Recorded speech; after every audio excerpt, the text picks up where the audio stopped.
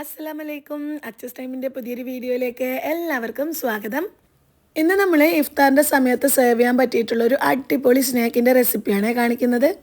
നമ്മൾ നോമ്പൊക്കെ എടുത്തിട്ട് അടുക്കളയിൽ കിടന്നിട്ട് കുറേ സവാളയൊക്കെ കട്ട് ചെയ്ത് വഴറ്റി അങ്ങനെയൊക്കെ ഫില്ലിങ്ങൊക്കെ ഉണ്ടാക്കിയിട്ട് ഓരോ സ്നാക്ക് ഉണ്ടാക്കുന്ന സമയം കൊണ്ട് ഒരൊറ്റ ഇൻഗ്രീഡിയൻറ്റ് വെച്ചിട്ട് മസാലയൊന്നും വയറ്റോ കാര്യങ്ങളോ ഒന്നും ഇല്ലാതെ വളരെ പെട്ടെന്ന് നല്ല അടിപൊളി ടേസ്റ്റിൽ തയ്യാറാക്കിയെടുക്കാൻ പറ്റിയിട്ടുള്ളൊരു സ്നാക്ക് എങ്ങനെയാണ് ഉണ്ടാക്കിയെടുക്കുന്നതെന്ന് കാണാം. ഇഫ്താർ ടൈമിൽ മാത്രമല്ല, നമുക്ക് വൈകുന്നേരത്തെ 4 മണി പലഹാരമായിട്ടും കുട്ടികൾക്ക് ലഞ്ച് ബോക്സിൽ കൊടുക്കാനും വീട്ടിൽ ഗസ്റ്റൊക്കെ വരുന്ന സമയത്ത് ഉണ്ടാക്കി കൊടുക്കാനും ഒക്കെ പറ്റിയിട്ടുള്ളൊരു പലഹാരമാണ് ഇത്. കാണാനും നല്ല ഭംഗിയാണ്, കഴിക്കാനും സൂപ്പർ ടേസ്റ്റാണ്, ഉണ്ടാക്കിയെടുക്കാനോ അതിലേറെ സിമ്പിളുമാണ്.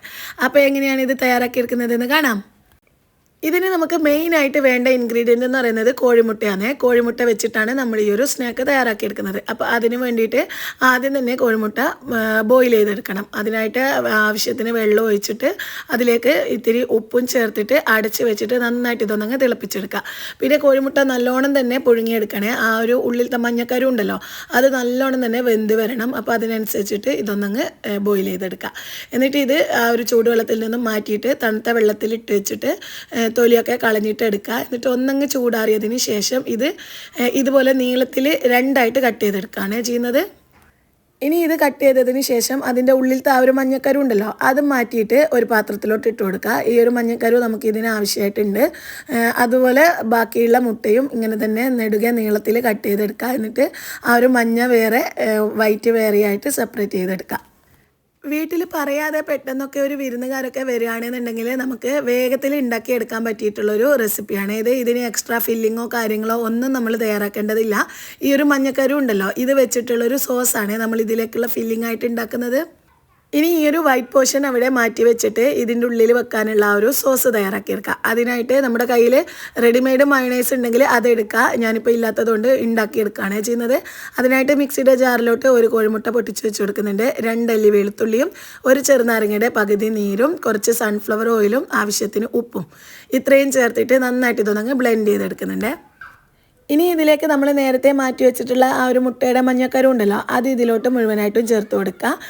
എന്നിട്ട് ഇതിലേക്ക് കുറച്ച് കാശ്മീരി ചില്ലിയും നല്ലൊരു സ്പൈസി ആയിട്ട് കിട്ടാൻ വേണ്ടിയിട്ട് കുറച്ച് കുരുമുളകിൻ്റെ പൊടിയും കുറച്ച് ചില്ലി ഫ്ലേക്സും ഇത്രയും സാധനങ്ങൾ ചേർത്ത് കൊടുത്തിട്ട് ഇത് നന്നായിട്ട് ഒന്നുകൂടി ഒന്നങ്ങ് ബ്ലെൻഡ് ചെയ്തെടുക്കുക. നല്ല തിക്കായിട്ടാണ് ഈ ഒരു സോസ് വേണ്ടത്. അപ്പോൾ ലൂസായിട്ടാണ് ഉള്ളതെന്നുണ്ടെങ്കിൽ ഇതിലോട്ട് കുറച്ച് ഓയിൽ വീണ്ടും ഒഴിച്ച് കൊടുത്തിട്ട് ഒന്നങ്ങ് അടിച്ചെടുത്താൽ മതി. അപ്പോൾ സോസ് ഇവിടെ റെഡി ആയിട്ടുണ്ട് കേട്ടോ. ഇനി ഇതൊരു സൈഡിലോട്ട് മാറ്റി വെച്ചിട്ട് നമ്മുടെ ആ ഒരു എഗ്ഗിൻ്റെ വൈറ്റ് പോർഷൻ ഉണ്ടല്ലോ, അതൊന്ന് കോട്ട് ചെയ്തെടുക്കണം. അതിന് വേണ്ടിയിട്ട് ഒരു പാത്രത്തിലോട്ട് കുറച്ച് മൈദപ്പൊടിയും കുറച്ച് കോൺഫ്ലോർ പൗഡറും ഒരിത്തിരി കാശ്മീരി ചില്ലി പൗഡറും ചേർത്തിട്ട് നന്നായിട്ടൊന്നങ്ങ് മിക്സ് ചെയ്തിട്ട് മാറ്റി വെക്കുന്നുണ്ട്. പിന്നെ അതുപോലെ തന്നെ ഇത് കോട്ട് ചെയ്തിട്ട് നമുക്ക് ഡിപ്പ് ചെയ്യാൻ വേണ്ടിയിട്ട് ഒരു പാത്രത്തിലോട്ട് ഒരു മുട്ട പൊട്ടിച്ച് വെച്ച് കൊടുക്കുന്നുണ്ട്. അതിലോട്ട് ഒരിത്തിരി ഉപ്പും ചേർത്തിട്ട് നന്നായിട്ട് തന്നെ ഇതൊന്നങ്ങ് ബീറ്റ് ചെയ്തിട്ട് അതും എടുത്ത് വെക്കുക. ഇനി വേണ്ടത് ബ്രെഡ് ക്രംസ് ആണ്. എന്നിട്ട് പിന്നെ സാധാരണ നമ്മൾ സ്നാക്സ് കട്ട്ലേറ്റും കാര്യങ്ങളൊക്കെ ചെയ്തെടുക്കുന്നില്ലേ, അതുപോലെ തന്നെ ആ ഒരു പുഴുങ്ങിയ മുട്ടയുടെ വെള്ള ഭാഗം എടുത്തിട്ട് ആദ്യം ഒന്ന് മൈദേൻ്റെ കോൺഫ്ലോറിൻ്റെ പൊടി ഉണ്ടല്ലോ അതിലൊന്ന് കോട്ട് ചെയ്തെടുക്കുക. എന്നിട്ട് ബീറ്റ് ചെയ്ത് വെച്ചിട്ട് മുട്ടയിൽ ഒന്നങ്ങ് ഡിപ്പ് ചെയ്തിട്ട് വീണ്ടും ഒന്നുകൂടി ഒന്ന് പൊടിയിൽ കോട്ട് ചെയ്തെടുക്കുന്നുണ്ട്. ഡബിൾ കോട്ട് ചെയ്തെടുക്കുകയാണെന്നുണ്ടെങ്കിൽ നല്ല തിക്കായിട്ട് കിട്ടിക്കോളും നമ്മളിത് ഫ്രൈ ചെയ്തെടുക്കുന്ന സമയത്ത്. എന്നിട്ട് നമ്മൾ ആ ഒരു ബ്രെഡ് ക്രംസിൽ നല്ലോണം കോട്ട് ചെയ്തിട്ട് ചൂടായ ഓയിലിട്ടിട്ട് ഗോൾഡൻ ബ്രൗൺ കളറിൽ ഫ്രൈ ചെയ്തെടുക്കുക. ഇത് ഹൈ ഫ്ലെയിമിൽ തന്നെ വെച്ചിട്ട് ഫ്രൈ ചെയ്തെടുത്താൽ മതിയെ. ഓൾറെഡി വേവിച്ചെടുത്തിട്ടുള്ള മുട്ടയാണല്ലോ, ജസ്റ്റ് ആ ഒരു ബ്രെഡ് ക്രംസ് ഒന്നങ്ങ് ഫ്രൈ ആയി കിട്ടാൻ വേണ്ടിയിട്ട് ഹൈ ഫ്ലെയിമിൽ തന്നെ വെച്ച് കൊടുക്കുക. എന്നിട്ട് തിരിച്ചും മറിച്ചും ഇട്ട് കൊടുത്തിട്ട് ഒരു ഗോൾഡൻ ബ്രൗൺ കളറാകുന്ന സമയത്ത് ഇത് എണ്ണയിൽ നിന്നും കോരി മാറ്റുക. ഇതുപോലെ തന്നെ ബാക്കിയുള്ളതും ഫ്രൈ ചെയ്തെടുക്കുക. ഇതിൽ ഒട്ടും എണ്ണയൊന്നും കുടിക്കില്ല കേട്ടോ. നമ്മൾ ഹൈ ഫ്ലെയിമിൽ വെച്ചിട്ട് ഇട്ട് ഉടനെ തന്നെ അത് കളറൊന്നങ്ങ് ചേഞ്ച് ആവും. അപ്പോൾ തന്നെ കോരി മാറ്റിയാൽ മതി. പിന്നെ മുട്ടയുടെ വെള്ളം മാത്രമാണെന്നല്ലേ ഉള്ളൂ, ഫില്ലിങ്ങോ കാര്യങ്ങളോ ഒന്നുമില്ല. അതുകൊണ്ട് തന്നെ ഒട്ടും എണ്ണയൊന്നും കുടിക്കുന്നില്ല കേട്ടോ. നല്ല ടേസ്റ്റുമാണ് കഴിക്കാൻ.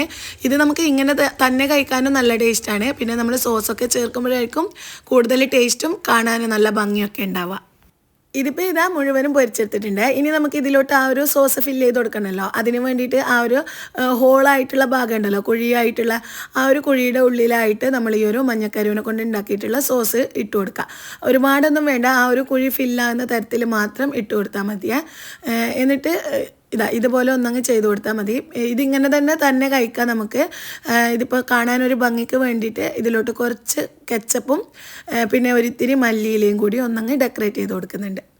അപ്പോൾ ഇത്രയേ ഉള്ളൂ. വളരെ സിമ്പിളായിട്ട് തയ്യാറാക്കി എടുക്കാൻ പറ്റിയിട്ടുള്ളൊരു സ്നാക്കാണ് ഇത്. നമ്മളിത് ഓയിലിൽ ഫ്രൈ ചെയ്തെടുക്കുന്നതേ ഉള്ളൂ. ഒട്ടും എണ്ണയൊന്നും കുടിക്കാതെ നമുക്കിത് ഉണ്ടാക്കിയെടുക്കാനും പറ്റും. പിന്നെ മുട്ടയുടെ മഞ്ഞയൊന്നും കഴിക്കാത്ത കുട്ടികളൊക്കെ ഉണ്ടെന്നുണ്ടെങ്കിൽ അവർക്കൊക്കെ ഒരുപാട് ഇഷ്ടമാകുന്നൊരു റെസിപ്പി തന്നെയാണ് ഇത്. കാരണം നമ്മൾ ആ ഒരു മഞ്ഞക്കരു അടിച്ചെടുക്കുന്ന സമയത്ത് അതിലോട്ട് മയണൈസ് ചേർത്ത് കൊടുക്കുന്നത് കൊണ്ട് തന്നെ അതിൻ്റെ ടേസ്റ്റാണ് കൂടുതലായിട്ട് മുൻപിട്ട് നിൽക്കുക. ആ ഒരു ചെറുനാരങ്ങയുടെ പുളിപ്പും ഗാർലിക്കിൻ്റെ ഫ്ലേവറൊക്കെ ആയിട്ട് മുട്ടയുടെ മഞ്ഞയാണെന്നേ പറയില്ല, അത്രയ്ക്ക് ടേസ്റ്റ് ആയിരിക്കും കഴിക്കാൻ. ഇത് നമ്മൾ ഉണ്ടാക്കിയിട്ട് ടേബിളിൽ വെക്കുക വേണ്ടോ, പാത്രം കാലിയാവുന്ന വഴി അറിയില്ല, അത്രയ്ക്ക് ടേസ്റ്റാണ് കഴിക്കാൻ. പിന്നെ കാണാനും നല്ല ഭംഗിയാണ്, ഉണ്ടാക്കിയെടുക്കാനും സിമ്പിളല്ലേ. പിന്നെ നമ്മളിത് ഓയിൽ ഫ്രൈ ചെയ്തെടുക്കുന്നു എന്ന് വിചാരിച്ചിട്ട് ഇഫ്താറിൻ്റെ സമയത്ത് കഴിക്കാനുള്ള ബുദ്ധിമുട്ടൊന്നും ഉണ്ടാവില്ല കേട്ടോ. ഒട്ടും എണ്ണയൊന്നും കുടിക്കാതെ നമുക്കിത് ഉണ്ടാക്കിയെടുക്കാനും പറ്റും. അപ്പോൾ ഒരു തവണയെങ്കിലും ഈ ഒരു ഇഫ്താറിൻ്റെ ടൈമിൽ ഇതൊന്ന് ട്രൈ ചെയ്ത് നോക്കുക. എളുപ്പമായതുകൊണ്ട് തന്നെ നമുക്ക് നോമ്പിൻ്റെ സമയത്തൊക്കെ ഈസി ആയിട്ട് ഇത് ഉണ്ടാക്കിയെടുക്കാൻ പറ്റും.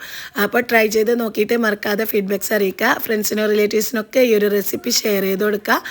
പിന്നെ ഇതുപോലുള്ള ഈസി ആയിട്ടുള്ള റെസിപ്പിയും കാണാനും നല്ല ഭംഗിയുള്ള എളുപ്പത്തിൽ ഉണ്ടാക്കിയെടുക്കാൻ പറ്റിയിട്ടുള്ള നല്ല ടേസ്റ്റുള്ള റെസിപ്പീസൊക്കെ നിങ്ങൾക്ക് വേണമെന്നുണ്ടെങ്കിൽ നമ്മുടെ അച്ചസ് ടൈം എന്ന ചാനൽ സബ്സ്ക്രൈബ് ചെയ്തിട്ട് സപ്പോർട്ടും ചെയ്യാം. അപ്പോൾ ഇൻഷാ അല്ലാഹ് പുതിയൊരു റെസിപ്പി വീഡിയോ ആയിട്ട് വീണ്ടും വരുന്നത് വരെ എല്ലാവർക്കും അസ്സലാമു അലൈക്കും.